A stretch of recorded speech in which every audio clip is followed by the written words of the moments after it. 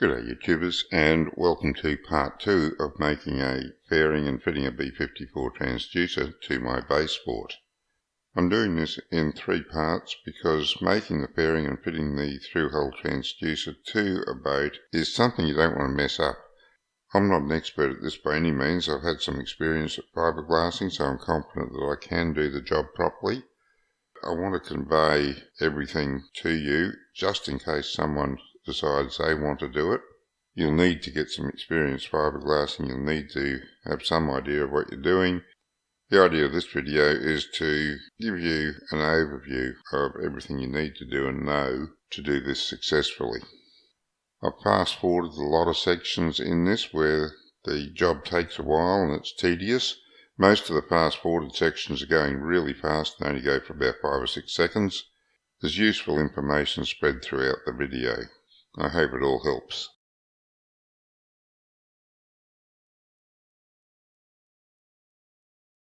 Get a smear around this. Doesn't need much. Scrape most of it off, but just want to smear. But what I do want is to get into this and get into the pores of it, because that's the important bit. Getting a good bond is to fill up all the pores of the paint. Didn't have any left over.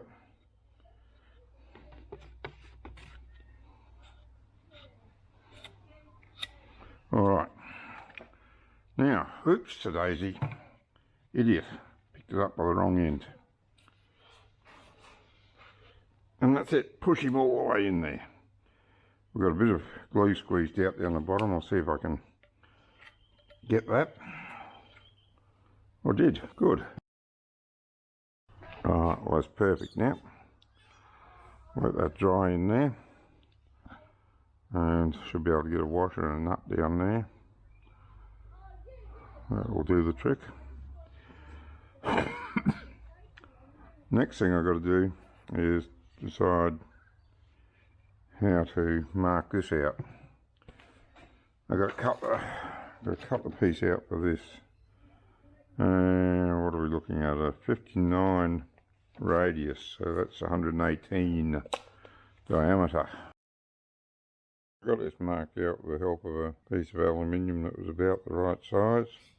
I think that'll be good enough. I need it to be a little bit bigger than the actual size of the transducer. Then when I fit the transducer, or before I fit the transducer, I'll hot resin the inside of the frame to try and keep it a little bit waterproof.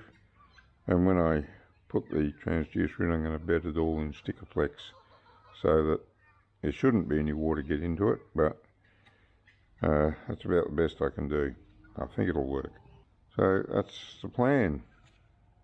I've got to let that dry before I can do too much, and I'll come back and cut that out tomorrow.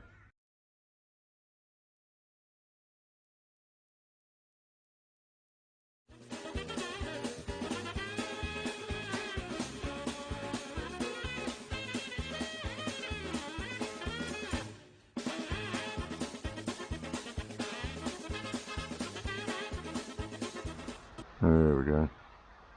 It's about as close as I can get to that line, and I say I can adjust it slightly once I get the transducer. It's a bit hard to do without the transducer.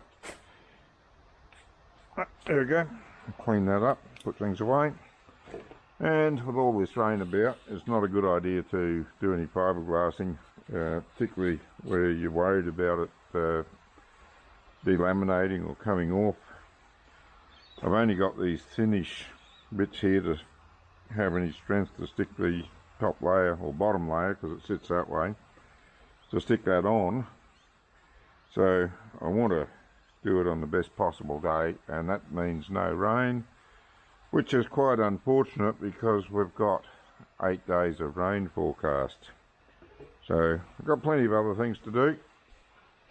Won't be a problem. But it is annoying not to be able to finish the job that I've started and get it out of the way. I'll trim this roughly level with the top.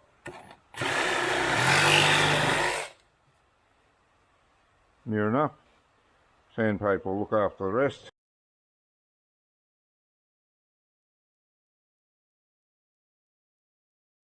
This is the final fiberglassing of the transducer fairing. Start off with a liberal coat of resin over the foam.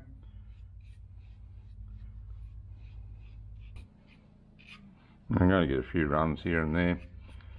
I'm not too worried about it because I've got to sand it all back and paint it, so I'll fix them up as part of that.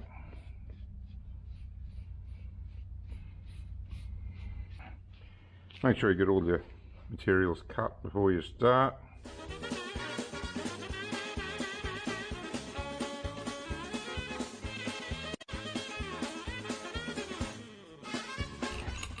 This one, because we've got a bit of a surface area here, I'm going to roll this one out properly, each layer.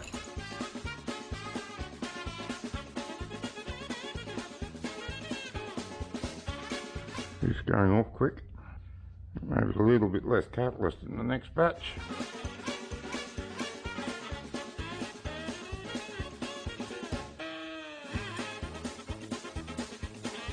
It's getting quite brown now, this resin. Means it's going off quickly. Still workable, but you've got to keep your eye on it. Won't be long before it's not.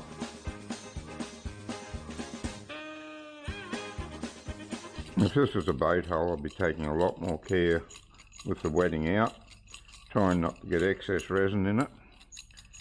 But given that it's just a fairing, I will get away with that just fine.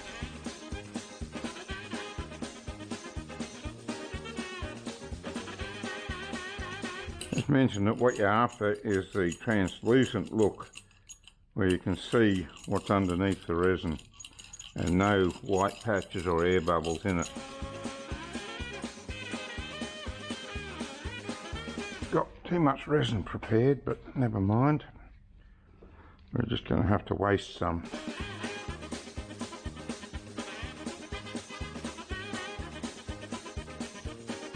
I'm wetting out beyond the edge here because I hope to catch it before it fully sets, so I can cut it off with a Stanley knife and trim it back to near where it needs to be, so I don't have too much to grind or sand off.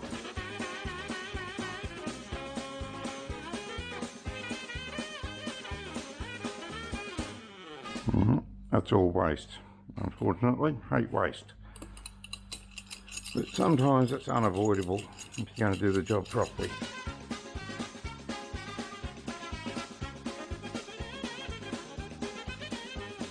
I'll let that set there for a bit, and when it's stiff enough to still be cuttable, that's when I need to come back and do something with it.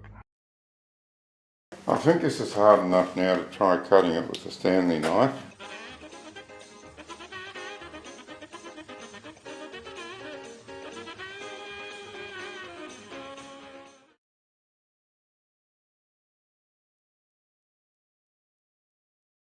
What I've got here is a polyester paint.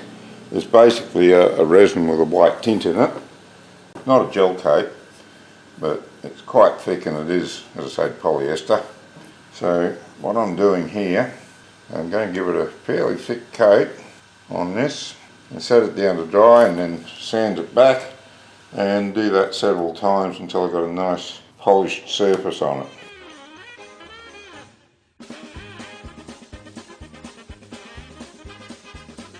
Alright, that's going to be a pretty rough finish, and I've wasted a lot of it. Poured too much. Never mind, I'll pour half as much next time. There'll be a few coats to go on it to get a nice smooth finish. And I've got to trim out that inside. I'm not going to do that until I've got the transducer to fit, so I can get it just right. It's dried now, probably not dry enough to sand yet. I'll leave it 24 hours. I'll sand that back smooth, and it'll need 3-4 coats sanding in between, getting finer and finer grit on the sandpaper for each coat, because I want to leave it really shiny. It's Sunday now, provided I can work on it every day. I should have it finished by Thursday.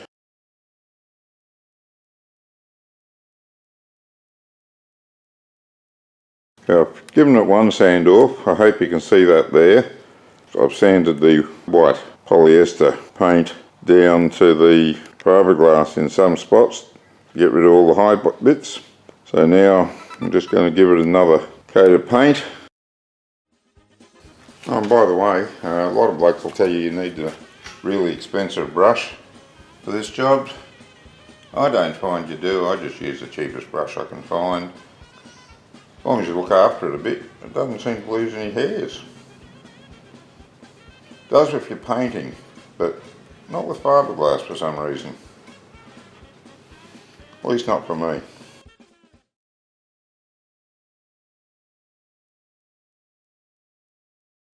Well, let's dry it again, and because the polyester paint that I'm using is very viscous, it's dried very lumpy, got a lot of high spots to bring down, but with a good sanding block and a little bit of caution I should be able to get them down, and hopefully we won't go straight into the fiberglass this time.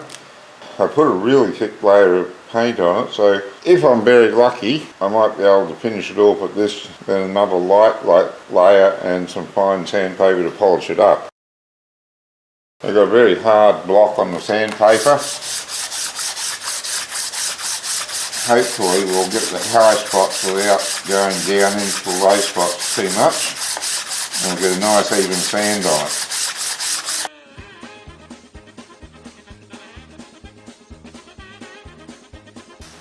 Rub your hand over it, your fingers will feel any little dip there is. There's one there and another one there.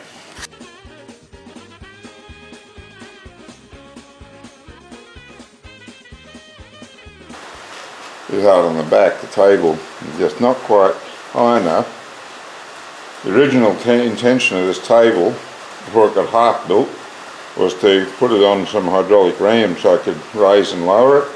It's still the intention, but I just haven't got to finish the job because I've had so many other things on.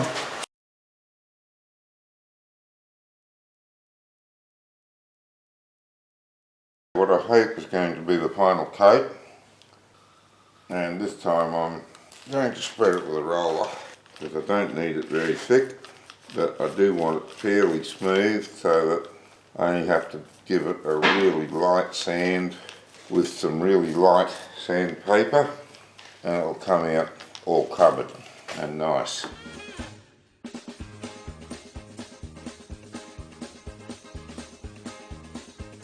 That should do it this time. Final coat. Then I've got to clean up the holes and it's ready for use.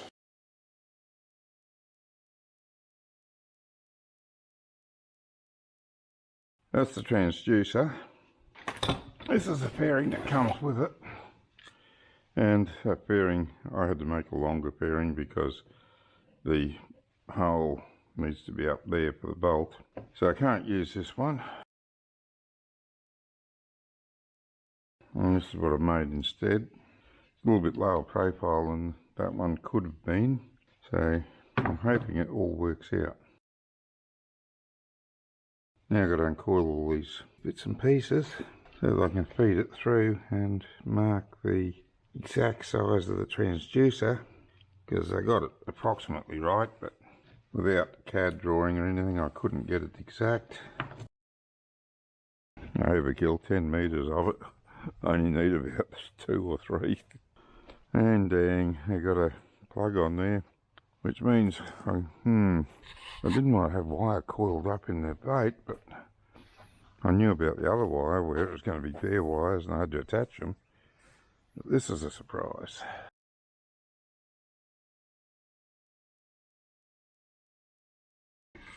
Now, which way is it's front? See down there's a little arrow there, showing you which way the front is. Oh, okay. We're not that far off.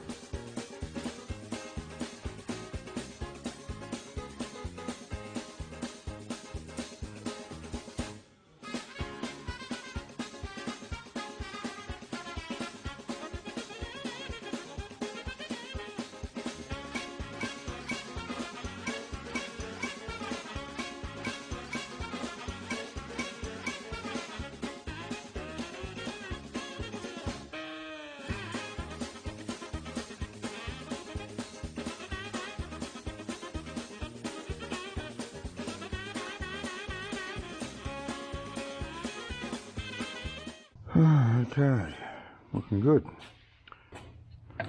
Now the next job is to cut this out so that this fits in neatly.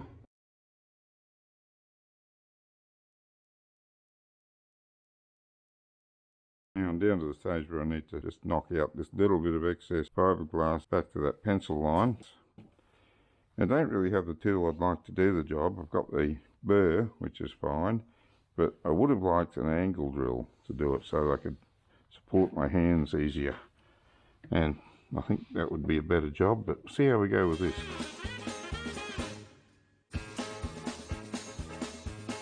I had to smooth out the edges of the hole where the transducer was intended to go. All the layers of play coat that I'd put on, some of it had run down the inside, and generally the hole was a bit messy to start with. So the best tool I had for the job was a burr grinder. I'm sure there's other ways it could have been done. If you'd been really, really keen and inventive, you could have made yourself a template to use a router and made a really, really neat job of it. But I elected to use the burr grinder because it was easy enough to do and a lot easier to set up than making a template to have a router go around and make a perfect hole for it. But ideally, the router would be the answer.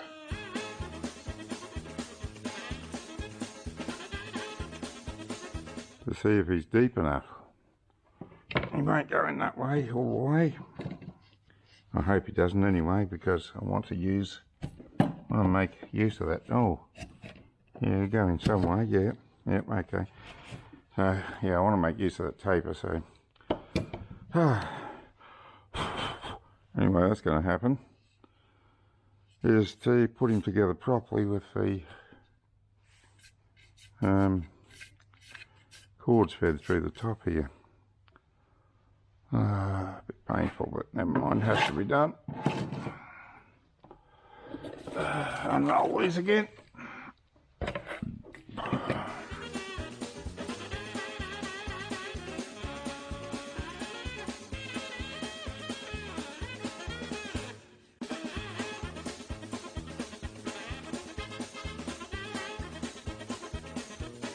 There's a lot of threading the cables through and test fitting it, taking it out, doing some more.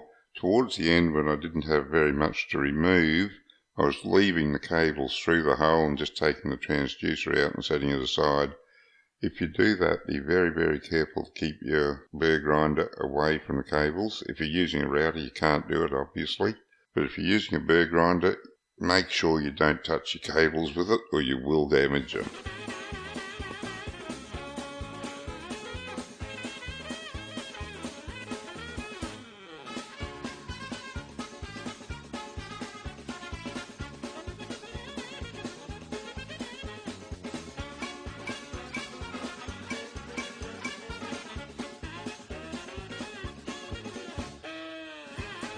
Along that side and both sides really a little bit.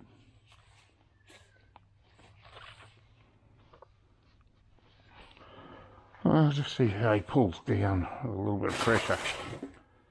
He could just be right. I've got to spread this all the way through.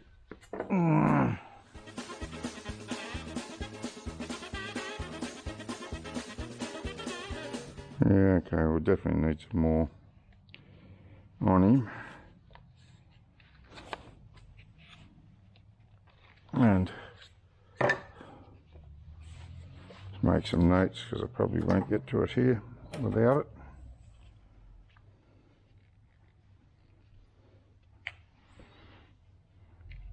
it. M for most.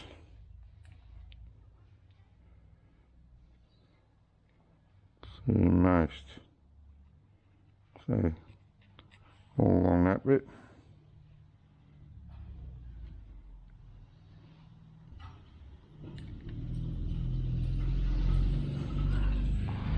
And all along that bit. Here comes the next job.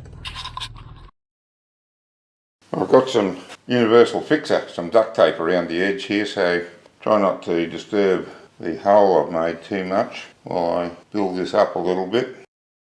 The smoother you have the surface between the fairing block and the transducer itself, the less chance there is that it's going to form any sort of turbulence or bubbles that will distort the sound signal that's carrying the information of where the fish are and what the bottom looks like.